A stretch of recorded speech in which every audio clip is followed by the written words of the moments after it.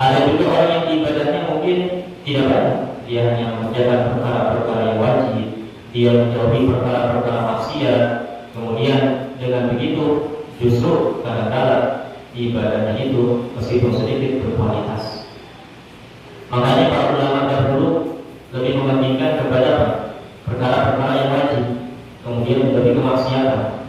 Di antara kedua ini, melakukan perkara yang wajib dan meninggalkan maksiat, yang paling utama adalah meninggalkan maksiat. Orang bisa melakukan sholat subuh berjamaah, sholat fardu 5 waktu, puasa Ramadan, tapi kalau misalkan dia tidak bisa meninggalkan maksiat, maka seakan-akan kayak orang cuci baju udah bersih di kotoran. Makanya dulu saya ingat pesan dari guru-guru saya dikatakan, kalau kita mau ngaji kita mau ngaji itu biasakan sebelum memulai ngaji itu suruh berzikir, entah itu hanya membaca istighfar, entah itu membaca suratul Fatihah dan sebagainya. Karena tujuannya adalah supaya hati kita itu dibersihkan dahulu. Coba kalau kita lihat orang mau nikah, sebelum akad nikah dikumandangkan atau akad nikah diijabahkan, itu biasanya ada khutbah nikah diakhiri dengan astagfirullahaladzim sampai kan alladzi la ilaha illa huwal hayyul qayyum wa atubu ilaihi asyhadu an la ilaha illallah. Nah, itu tujuannya adalah supaya kalau misalkan ada niat dari si pengantin, niatnya itu belum karena Allah atau niatnya itu masih belum benar-benar ikhlas karena Allah. Ada orang mungkin nikah melihat hanya sekedar saya nikah dia karena dia kaya, seperti itu.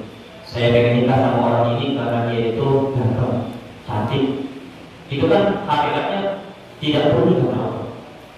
Makanya kalau kita niat menikah itu niatkan karena untuk mencari keridhaan Allah Subhanahu wa taala dan untuk ittiba'ur Rasul, untuk mengikuti perintah Nabi Muhammad sallallahu alaihi wasallam. Jadi dibersihkan dulu niatnya. Diingatkan kembali supaya menjadi sifat niatkan lagi supaya nanti nikahnya itu menjadi keluarga yang sakinah mawaddah warahmah. Begitu juga kita dengan haji.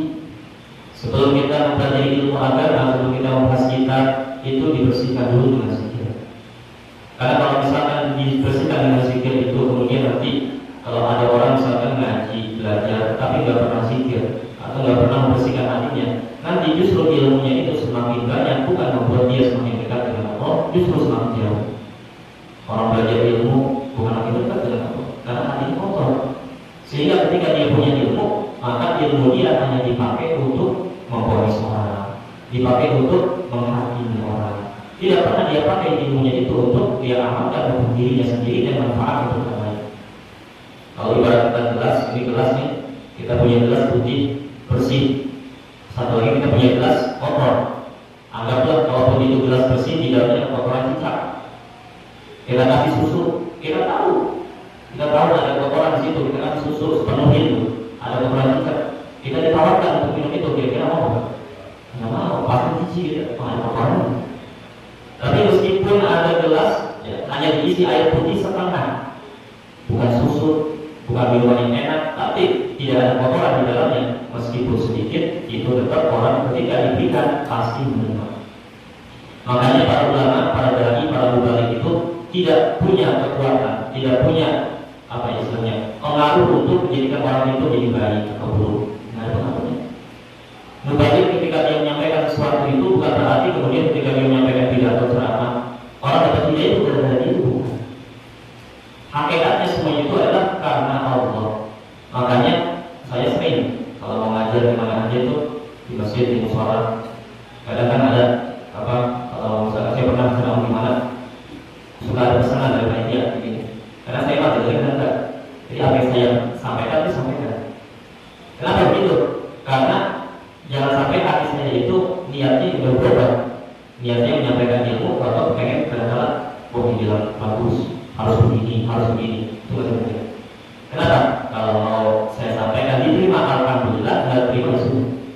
Karena niat kita adalah bahwa amalnya dan ilah malah belum itu sampai doang. Nah, ketika ada orang yang menyampaikan hidayah Allah turun, ada yang turun, ada yang masuk ke hati seseorang, ada yang nggak masuk, ada yang 20 orang yang dapat hidayah cuma 5 orang.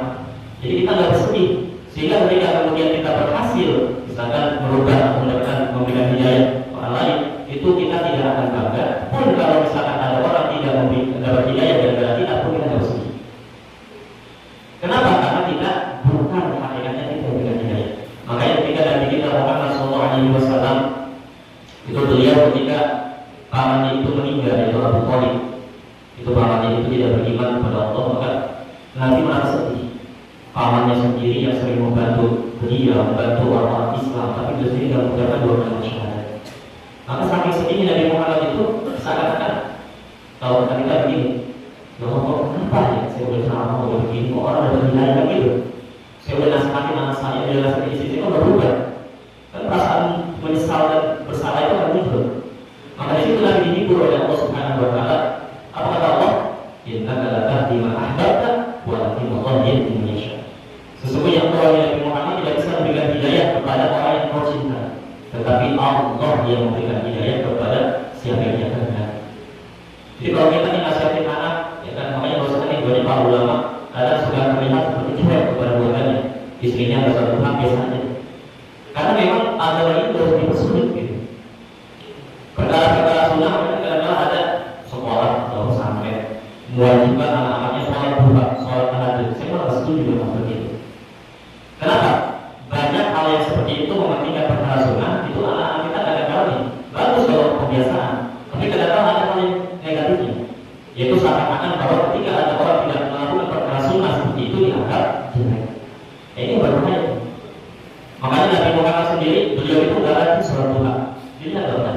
Bahkan Nabi Muhammad dengan Siti Aisyah radhiyallahu anha, istri beliau yang paling rajin duha, istri beliau. Padahal Siti Aisyah perempuan, ya kan? Pasti ada halangan. Tapi kenapa benar beliau dalam sebuah hadis kata Aisyah, aku benar duhanya pada Rasulullah. Padahal Nabi Muhammad tidak ada halangan. Tapi yang paling rajin justru malah Siti Aisyah. Ada cerita seorang wali, seorang ulama itu, dia mau sholat tahajud malam. Pas kemudian mau sholat tahajud malamnya nggak bangun. Karena namanya orang sholat itu kalau tinggalkan perkara-perkara sunnah dari hati, ya Allah, saya tinggal tahajud sama mana? Kalau saya sampai tinggal tahajud, kalau saya nggak apa sholat tahajud itu ada rasa besar seperti itu. Maka ketika seperti itu langsung dapat khawfir, artinya bisikan dalam hati. Kalau ulama mengatakan itu di hati itu ada bisikan, ada bisikan min Allah, min malaika, min syaitan, dan roh. Tapi kalau para ulama yang hatinya udah terlatih, kita kan harus bedain. Ini bisikan dari Allah, bisikan dari malaikat, apa syaitan, apa karena kita tidak pernah mempelajari hati kita. Kita hanya mempelajari apa? Zahir kita semua. Sehingga ketika ada bisikan, kita juga bisa bedakan ini bisikan ini min Allah, wa min malaika, atau min syaitan, atau min roh. Tapi beberapa ulama bisikan itu mereka tahu di mana. Apa kata bisikan hatinya? Kenapa kamu merasa bersalah, merasa sedih? Sebenarnya orang yang bisa tahajud itu karena usaha dia atau karena anugerah Allah? Anugerah Allah. Ada orang yang tahajud itu karena anugerah Allah, Allah kasih. Nah terus kalau memang itu semua karena anugerah aku, lalu kenapa kamu sedih ketika anugerah kita itu tahajud? Itu kan anugerah juga. Seperti itu. Jadi perkara-perkara sunnah ini itu kadang-kadang pintar. Kita disuruh sibuk memperbanyak perkara-perkara sunnah, tapi lupa perkara-perkara yang wajib. Itu terjadi. Sehingga kita ini harusnya berurutan dalam belajar, kita harus berurutan, ibadah pun harus berurutan. Kalau kita belum bisa istiqomah dengan perkara yang wajib, istiqomah itu perkara yang wajib. Kalau sudah istiqomah ditambah. Bahkan sudah masyhur dalam hadis, dan dalam hadis itu sudah masyhur, ada disebut dengan para wali itu, disebut para wali itu mulamatul, yaitu orang-orang yang para wali Allah yang tidak pernah sholat qobliyah ba'diyah seumur. Ada wali, ada para wali Allah itu yang tidak pernah sholat qobliyah ba'diyah. Mungkin rajingan kita. Kita ini kalau mengukur orang itu baik atau buruk itu kan hanya dari zohir. Kalau ada zohir yang ini rajin, orang baik. Kalau rasakan ininya kurang, orang lebih baik. Itu kan ada kita. Makanya bosannya. Saya cerita sedikit yang sering saya ceritakan ini kalau dalam salim. Di kitab Manhaj Sawi tadi saya sedikit dikatakan ada seorang wali Allah. Itu kelihatan sebenarnya itu kayaknya nggak berpuasa, nggak puasa Ramadan.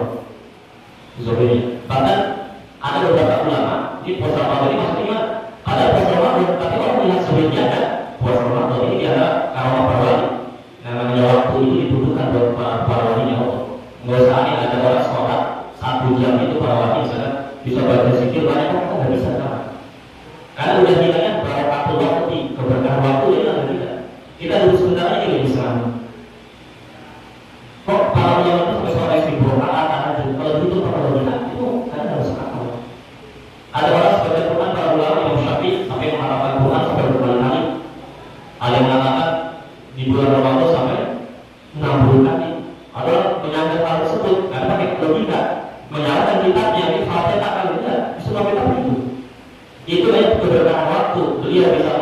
Al-Quran 2 kali 1 hari. Tapi kalau kita pikir pakai logika, gimana cara hakaminya? Kalau 1 juz kita baca setengah jam, benar?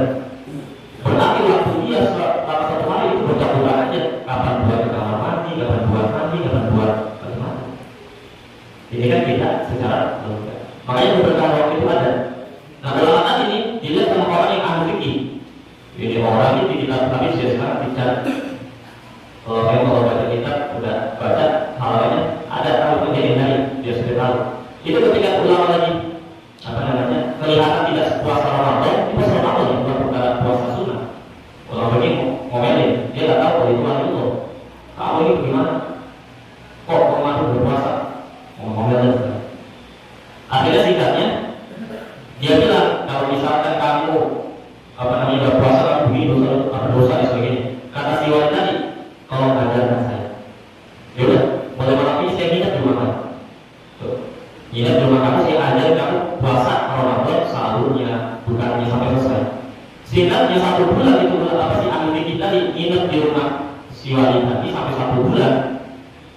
Pas malam terakhir atau malam takbiran besok subuhnya dia bilang sama si wanita tadi, besok tahun depan jangan tinggalkan puasa Ramadan. Terus saya ajarin, saya mau pulang. Dia mau pulang apa yang mau sholat Idul Fitri. Pas kemudian dia sampai dengan kelaparan dari makan kota Mekah, itu dia melihat sepi. Pada waktu Idul Fitri nggak ada orang. Bingung dia, sholat Idul Fitri kok subuh sepi aja. Sekarang ada orang yang pada sholat. Dia nanya sama orang-orang, Mas, ini kok nggak ada sholat apa namanya Idul Fitri? Apa kata orang? Oh ini mampu kali orang. Pak, ini baru mau masuk tanggal 1 bulan Ramadan. Baru masuk tanggal 1 bulan Ramadan. Padahal dia sendiri merasakan ketika bersama para wali itu 1 bulan dia puasa. Tapi ternyata itu berbeda waktu dan itulah para wali bisa mengendalikan waktu. Ini tergantung dalam kitab dan itu masyhur. Makanya kita ini kalau mau menghukumi sesuatu itu jangan selalu dilihat dari zahir, karena zahir bisa nipu. Namanya mata punya batasan dalam memandang. Nah kembali, jadi menjaga hati ini sangat penting karena ini yang akan diterima oleh Allah.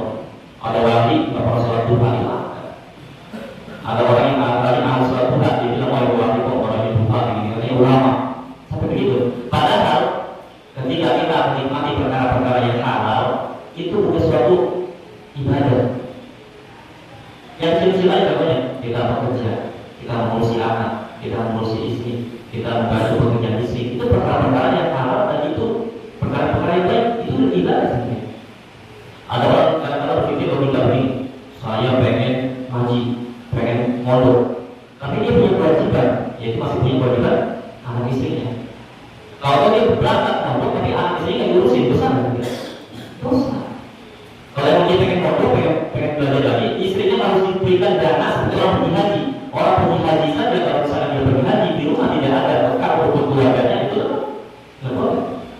Hajinya tetap sama mahramnya. Ya berdosa. Apalagi bukan perkara yang lain, cuma jalan-jalan, misalkan saya pengen ini tapi keluarga di malam hari itu mau. Makanya pentingnya kita mengetahui perkara yang wajib dulu, baru perkara yang sunnah. Wajib dulu baru masuk dalam muslimin, wajib untuk amal ibadah doanya dalam muslimin. Jadi menjaga hati itu wajib atas setiap orang Islam. Demikian juga menjaga anggota badan. Menjaga anggota badan juga itu fardu ain atas setiap orang Islam. Jadi yang dijaga itu bukan hanya aktor anggota badan kita sholat, kita ini hati itu sambil sholat jaga hatinya. Jangan masuk ria, jangan masuk sum'ah, jangan masuk ujub. Lagi sholat kita Allah bukan perkara fardu. Jadi dosa gara-gara dia bukan sholatnya, tapi hati kitanya masih penyakit ria. Pengen dipuji, merasa hebat dari orang. Oleh karena itu, para ulama mengatakan famin ma'asil qalbi asyaddu billahi ta'ala. Di antara maksiat-maksiat hati yang pertama adalah ragu dengan adanya Allah Subhanahu wa taala. Ai wujud dzati qadimah, yaitu ragu dengan wujud zatnya Allah secara qadim. Allah itu ada apa sih? Itu pertanyaan hati kalau kita ragu, apakah Allah itu ada? Terus apakah Allah itu ada? Qadim artinya dari dulu. Kalau ada yang ragu seperti itu termasuk penyakit hati. Ragu kalau Allah itu punya sifat-sifat yang sempurna. Ragu kalau itu punya sifat-sifat yang wajib. Nah, keraguan keraguan itu menjadi maksiat dalam hati. Di antara itu misalkan ada orang ragu tentang janji Allah, katanya Allah menanggung rezeki kita. Tapi kita ragu, kita masih merasa kalau misalkan rezeki kita diambil orang, kita masih merasa kalau rezeki kita itu diserobot orang, itu termasuk asyadu fitnah. Makanya orang yang yakin dan tauhidnya kuat, imannya kuat, itu gak akan dia merasa bingung, gak akan merasa bunda. Karena apa?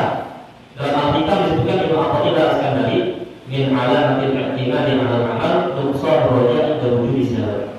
Orang yang selalu bergantung ya kepada amal, saya itu rajin sholat, saya itu rajin haji, saya itu rajin zikir. Ini al-i'timad 'alal 'amal. Itu nuqsan roja inda wujudi zalal. Ketika dia melakukan suatu kesalahan, dia akan putus asa atau hilang harapan dari Tuhan. Karena dia merasa apa? Dia merasa ibadah itu bagus. Ya kan? Orang kalau dia merasa ibadahnya bagus, tiba-tiba dia melakukan kesalahan, itu kadang-kadang ya Allah, kok saya begini ya, udah ada ibadah saya, tapi masih susah lagi ya. Itu kan karena dia bergantung kepada amalnya. Saya berusaha tiap hari, tetap aja dari segi juga. Jangan buat itu untuk sekedar mencari rezeki. Saya tahajud tiap malam, tapi kok susah. Dianggap tahajud itu untuk mencari kemewahan duniawi. Maka orang yang selalu bergantung kepada amalnya, itu orang tersebut pasti akan merasa putus asa ketika dia melakukan kesalahan atau tidak mendapatkan dari hasil ibadahnya. Makanya orang ibadah saja.